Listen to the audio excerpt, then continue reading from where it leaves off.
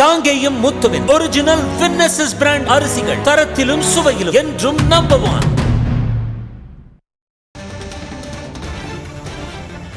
மக்களவை தேர்தல் தேதி அறிவிப்பை தொடர்ந்து நாடு முழுவதும் தேர்தல் நடத்தை விதிகள் அமலுக்கு வந்திருக்கின்றன. ஏப்ரல் 19ஆம் தேதி முதற்கட்ட வாக்குப்பதிவு நடக்க இருக்கிறது.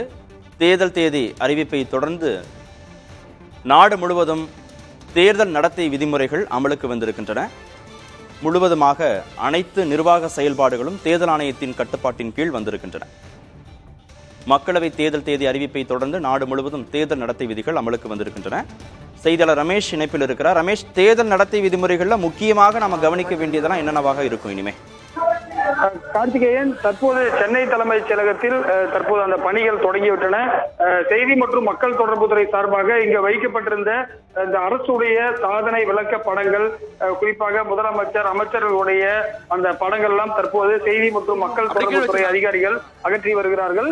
எந்த இடத்திலுமே ஒரு இது போன்ற அரசினுடைய சாதனைகளோ மற்ற விஷயங்களோ, குறிப்பாக அரசு அலுவலகங்களில் முதலமைச்சர் படம் உள்ளிட்ட அனைத்து படங்களுமே தற்போது மூடி வைக்கப்படுகின்றன. அந்த அளவிற்கு ஒரு தேர்தல் விதிகள் என்பது கடுமையாக இருக்கின்றன. இன்னும் சிறிது நேரத்தில் சென்னை தலைமைச் செயலகத்தில் தலைமை தேர்தல் அதிகாரி சத்யபிரதா சாஹூ செய்தியாளர் சந்திப்பு நடத்த இருக்கிறார். அது மட்டும் இல்லாமல் திருக்கோவிலூர் தொகுதிக்கும் இடைத்தேர்தல் என்பது அறிவிக்கப்பட்டிருக்கிறது.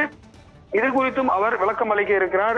ஏனென்று சொன்னால், தமிழக சட்டப்பேரவை செயலகம் அவருக்கு உடனடியாக கடந்த 2 நாட்களுக்கு முன்பாகவே திருக்கோவிலூர் தொகுதியை பொறுத்தவரை காலியிடம் இல்லை என்று தேர்தல் ஆணையத்திற்கு தகவல் சொல்லியிருந்தாலும் கூட தற்போது அது டிஸ்குவாலிபிகேஷன் அவர் செய்யப்பட்டிருப்பதாக தற்போது ஒரு முக்கியமான செய்தி அந்த தகவல் வந்திருக்கிறது. எனவே இதுக்கு தமிழக தேர்தல் அதிகாரி என்ன பதில் சொல்கிறார் என்ற விவரம் தெரிய வரும்.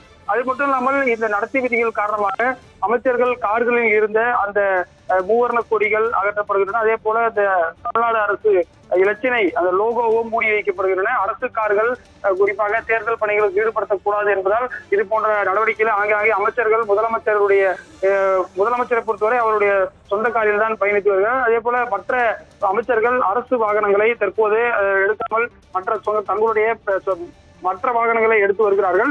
இதுதான் தற்போதைய நிலவரமாக இருக்கிறது. எந்த புதிய திட்டங்களும் அறிவிக்கப்படக்கூடாது என்றும், அரசாணைகள் எதுவும் புதிதாக அரசாணைகள் நலத்திட்டங்கள் சார்ந்து வெளியிடக்கூடாது என்றும் தேர்தல் ஆணையம் சொல்லியிருக்கிறார்கள். அது மட்டும் இல்லாமல் வெறுப்புணர்வை தூண்டக்கூடிய பிரச்சாரங்களை யாரும் இனிமேல் செய்யக்கூடாது எனவும் சொல்லப்பட்டு வருகிறது. தற்போது தேர்தல் நடத்தை விதிமுறைகள் உடனடியாக அமலுக்கு வந்திருப்பதாக சொல்லப்படுகிறது. தற்போது நமக்கு கிடைத்திருக்கக்கூடிய தகவல், திருக்கோவிலூர் தொகுதிக்கு இடைத்தேர்தல் அறிவிக்கப்பட்டிருப்பதால் நடத்தப்படுமா என்றுதான் செய்தியாளர் சந்திப்பில் தெரிய வரும். கார்த்திகேயன், மேல் விவரங்களுக்கு மீண்டும் உங்களை தொடர்பு கொள்கிறோம் ரமேஷ். தற்போதைக்கு நன்றி. காங்கேயம் முத்துவின் ஒரிஜினல் வின்னசஸ் பிராண்ட் அரிசிகள் தரத்திலும் சுவையிலும் என்றும் நம்பர் 1.